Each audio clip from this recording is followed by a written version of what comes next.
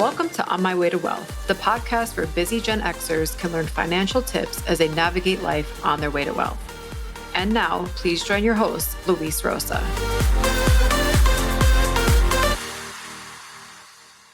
Hello, everyone. Welcome to another episode of On My Way to Wealth. My name is Luis, and I'm your host. Thank you all for tuning in. Today, I want to talk to you about risk tolerance, what it is, what it's composed of, and why it is important. Now, before we get into what risk tolerance is, I want to let you know that when you are considering investing, no matter what it is, whether it's stocks, bonds, real estate, a business, Bitcoin, any other cryptocurrency, before you even decide what to invest your money in, you want to know what your risk tolerance is, because that's going to definitely help determine where you should put your money. All right. So there are many factors to consider, but basically risk tolerance is just how much of a loss you're prepared to handle. In simple terms, this is going to help you determine how much of a loss are you really prepared to handle. Most investment managers or even the robo-advisors for people that invest their own money usually would have some sort of questionnaire that would take you through a series of questions that you would answer. They're all hypothetical to see how you would react in a down market and so on, to then determine what your risk tolerance is. At the end of that questionnaire, you would usually then have an idea as to, let's say, if you're investing in traditional assets, how much of your portfolio should be in stock versus bonds, fixed income assets, and so on. So let's go through the several parts of risk tolerance so that you have an idea. Now, the reason this is important is because not every account that you have is going to have the same exact method for you to put your money in terms of investing. Because even though you might go through a questionnaire and figure out that, your risk tolerance is 80% stock, 20% bond, let's say a 80-20 portfolio, it doesn't mean that every single account that you have will be invested that way, or it shouldn't, because you have different goals and they all have different timeframes. So the money that you need for a down payment on a house would probably be a lot more conservative than your retirement money if you are not retiring for the next 30 years, right? So this is something that you really want to take into consideration, because even if you go through a series of questions and you determine what your risk tolerance is, it doesn't mean that you should follow that for every single account that you have. So let's go into some of the risk tolerance factors. One of them is goals, right? So let's get a little bit into this. Let's say that you have money to invest, you're in your 30s, and you're going to put money away in your 401k for your retirement. Now, in that case, that goal is very far away. So you have the opportunity to contribute to this account for a very long period of time. And when the market is down, you don't necessarily need to take your money away, because it's not like you need the money immediately. In other words, you have enough time for the market to go up and down before you retire. And in fact, when the market is down in a long-term account, it might even be a buying opportunity for you, because then you're able to continue to invest, even if it's the same amount of money, but then you're buying more of the shares of whatever investment you were putting your money into. Now, this is something obviously you want to discuss with a financial planner or an investment manager so that you know exactly what you're doing for your particular situation. So goals are very important. So a long-term goal is going to be invested completely different. So for example, let's say that you are thinking about buying a house in the next year or two. Even if you have a high risk tolerance, that particular account where you put in that money for your down payment shouldn't really be invested. And if it is, it should be a very conservative allocation, separate from, say, how you would invest your 401k. Because by the time you need this money for your down payment and your closing costs, if you invested it how you would invest a long-term investment, you might actually be down because the market might be down that year. And now you don't have all the money that you expected to. So this is something that you have to make a very clear distinction, that your goals matter in terms of the time frame, and then the risk tolerance should be different for the different accounts based on how much time you have. Another factor is timeline, right? So generally, you can take more risk. And this is similar to what we're talking about with goals, where basically it depends on how far out your goal is. So for example, let's say you're saving for your kid's college. Say your kid was just born, or they're very young, and you started putting money away for in a college plan or 529 plan, let's say, for school that they won't need until like 18 years from now. Well, you might be able to take more risk. Most traditional 529 plans give you an option to put the money into what they call an age-based portfolio, where basically you start putting money into this investment. And as the child gets older, the portfolio then starts rebalancing to a more conservative allocation the closer you get to that goal. So a 529 plan for a newborn is going to be invested more aggressively than a 529 plan for a 10-year-old because of that timeline. The same thing could be said of certain target date funds. If you ever heard that word, they're very commonly used in 401ks. It's also like timeline based. So if you say, okay, I'm going to retire in 20 years, let's say in the year 2040, 2041, around there might be a life 2020 fund, 2040 fund 20 years from now. So basically, it'll be the same concept. That particular fund will invest more aggressively now. And as the years go by, it'll continue to rebalance, sell some of the stocks, and buy more bonds, which are traditionally more conservative than stocks. So that's how that works. So you want to consider your timeline. Another thing is your age. So how old you are also has a lot to do, or should be a factor as regarding how you invest, right? So an 80-year-old that is already living on their retirement money that they save throughout their lives, maybe their 401k, IRA monies, and they're drawing from that portfolio to live on, probably shouldn't be taking as much risk in their investments as a 20-year-old or 21-year-old who just graduated college and started saving for retirement, right? So age should definitely be a factor in terms of how you're going to invest, right? So that's another factor there for your risk tolerance. Another thing to consider is the size of your portfolio. The reason I say that is because two things. Number one, obviously, if you have a really big portfolio, you can take more risk generally, depending on your timeline and other factors, of course, but you might be able to take more of a hit than somebody who has a smaller portfolio. The second point I wanted to make about the portfolio size is also the fact that sometimes I've seen people where they have a certain risk tolerance and they're comfortable with losing a small amount of money. And then when they lose the same exact percentage in a bigger account, they are not as comfortable. So just to give you an example, let's say you have $10,000 saved and the stock market is down, and the way you have your accounts invested that year, you're down 10%, right? So that account would when you open your statement, you'll see that it went from $10,000 to $9,000. You lost $1,000, 10% of the account. Some people are okay with that. Say, you know what, this is a long-term investment. I'm okay. It's only $1,000, right? 10%. Now, if you were to give that person $1 million, invest the account in the same exact way, and then they'll be down 10% as well, but they went from $1 million to 900,000, and they just lost $100,000.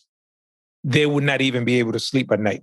I've seen this happen with some of my clients that have accumulated assets later on in life, whether it was an inheritance or a lump sum from a retiring or something like that, where they were comfortable losing a small amount of money.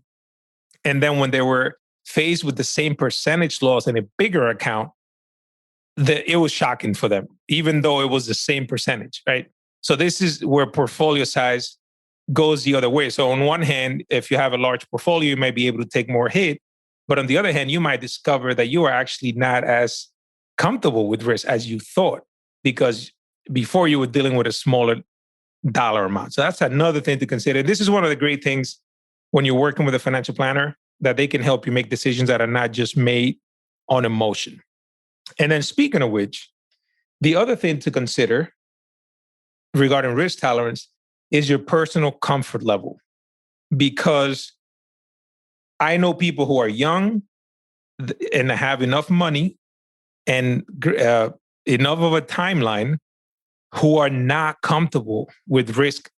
And there's nothing wrong with that. The whole purpose of this is to know yourself and know how comfortable you are with risk, because none of this matters if you can't sleep at night. So if you have money, you have time, but yet you can't sleep at night, then it doesn't matter, right? So you need to also understand your personal comfort level, because at the end of the day, it's not all about accumulating the most amount of assets.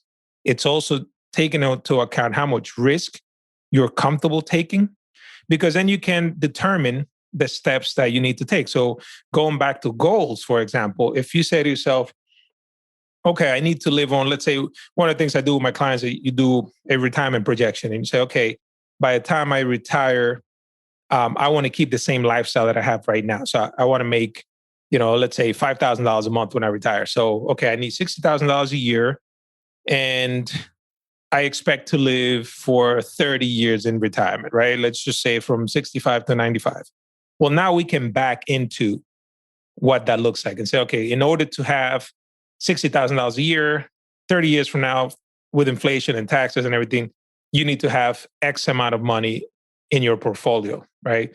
I'm just going to throw out a number out there. This is not accurate math. I'm just giving you an example. Let's say that number happens to be $1 million, right? So say, okay, when you retire, you need to have $1 million in order to live on $5,000 a month for the rest of your life, right? Based on these factors. That being the case, then now we need to say, okay, so now we know the number we need to have in order to not run out of money in retirement. Now we need to do another calculation to backtrack into how much we need to save today in order to have that lump sum when we retire. And then we look at our resources and say, okay, well, we have X amount of years to get to that number. And based on your comfort level, you're going to determine where you're going to invest your money.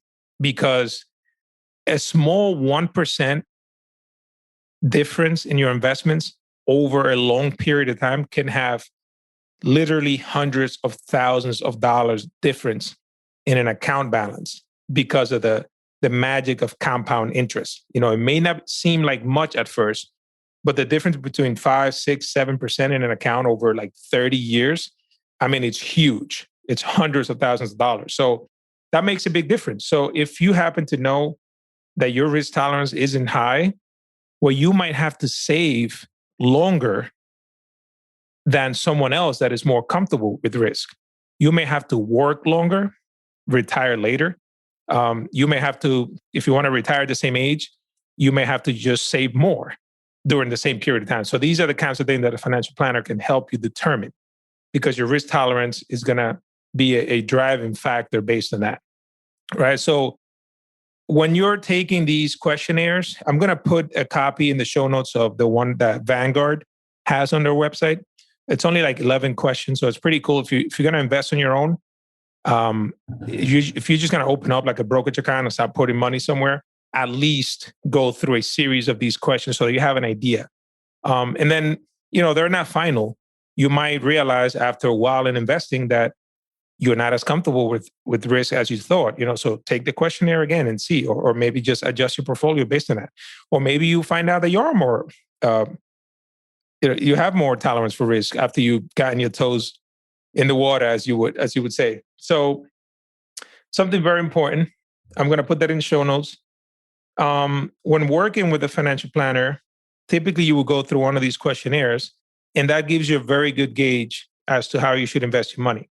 But just keep in mind that in and of itself, it's not the one thing that's going to determine how you should invest. And it doesn't mean that you should always just stay with the same investments forever just because you've determined what your risk tolerance is. So there's a lot of different factors. And that's what I like about just having those conversations, because sometimes, on paper, you might seem like, oh yeah, you can take a lot of risk. You have X amount of money and X amount of years, but you might not really be comfortable. So and don't feel bad about that.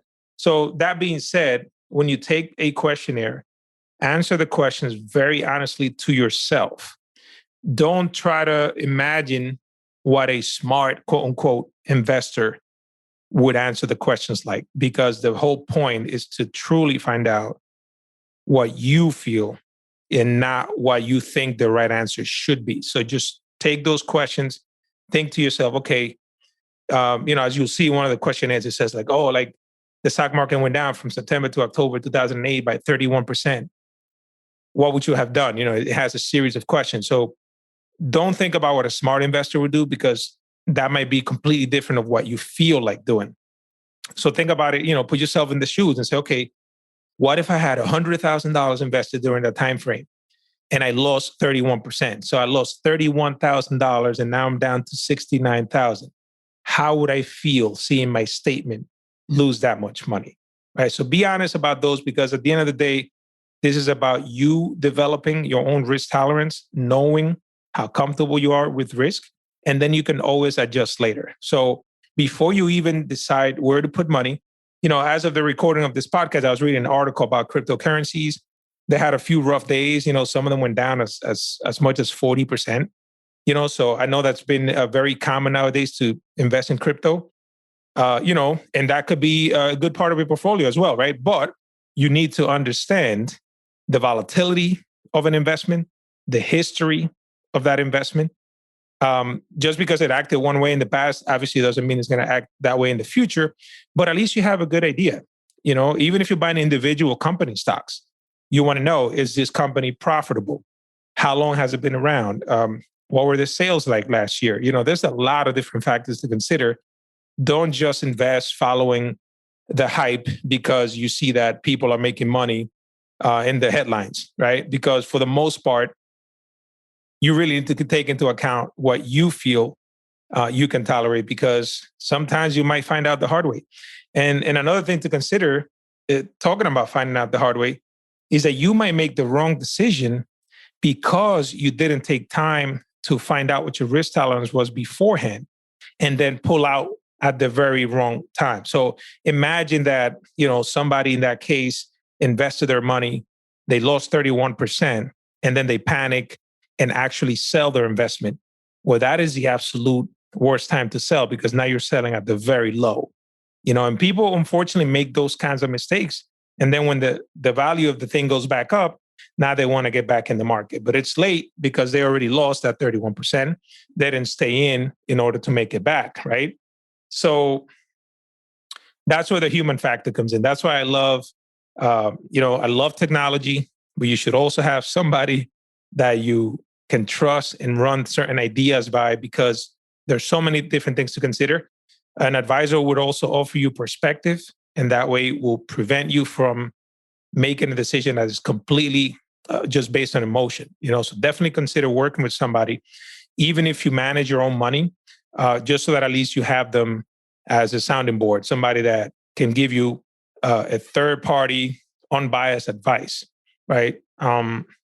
Very important. So I hope you find this information useful. If you have any questions, feel free to send me an email, luis@onmywaytowealth.com, and I'll see you in the next episode. Thank you for listening to On My Way to Wealth. If you have any questions, please send me an email at luis@onmywaytowealth.com. The information provided here is for information and education purposes only. The opinions expressed herein are solely those of myself, unless otherwise specifically cited.